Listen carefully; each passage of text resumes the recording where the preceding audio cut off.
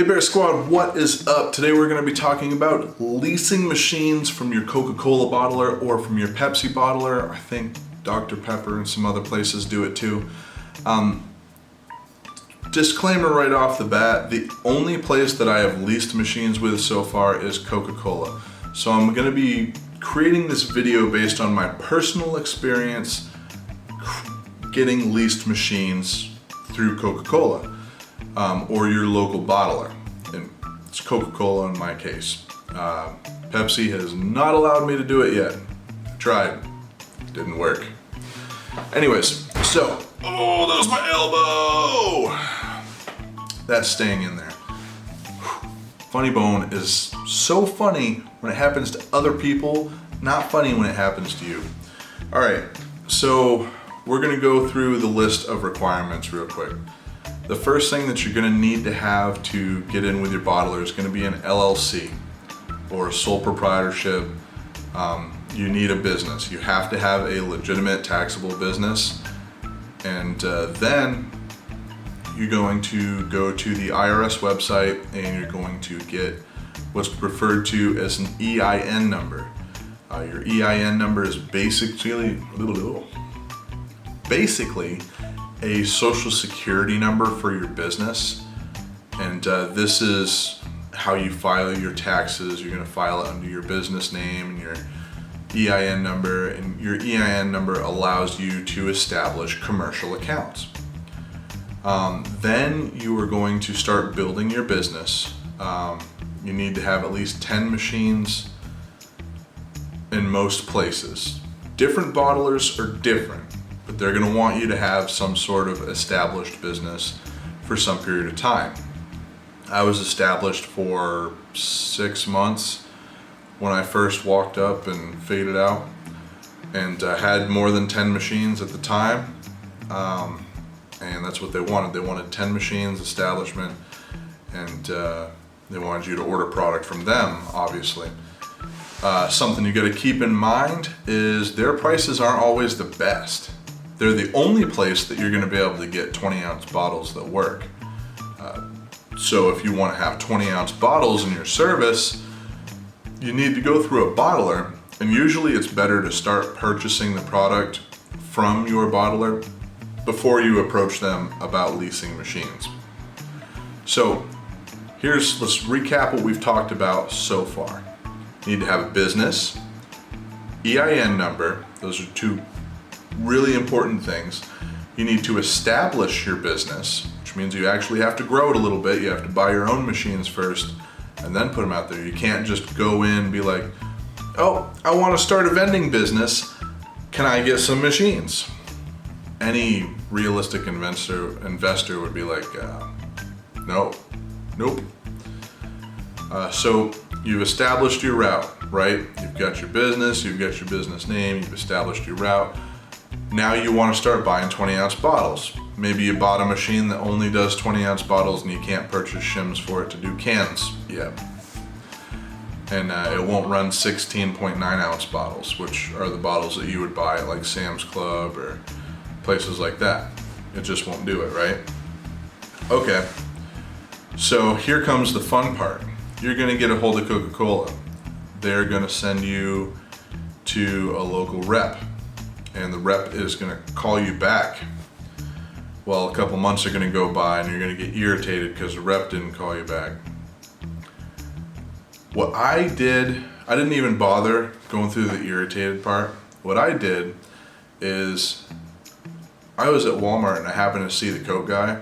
I was like, hey, I've been trying to get an account with you guys for a while. How do I do it? He was like, here, take this card. The card was to the local rep. So I called him up. The guy was great. He set me up with an account. We got everything squared away. And shortly after that, he brought up the fact that they lease machines. In my specific area, Coke is getting out of vending altogether. The bottlers don't really want to deal with it. They just want to sell the syrup. So I was like, yeah, let's do this. Let's set up some machines. And my guy was great. Customer service was awesome. We set up 3 machines, and been pretty good. Something you need to understand about bottlers is they're huge. Bottlers are massive.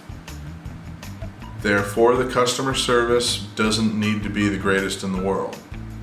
They have kind of got you in your pocket. It's one of those things, you aren't going to get your way. Like, they mess up a lot. Like, when you get a leased machine, I guarantee you, I strongly recommend you do not put it straight on location, because it's not going to be set up properly. I guarantee you it's not going to be set up properly, and you're going to have to change a lot of stuff. So you set them as, just expect that, and you won't really have any issues.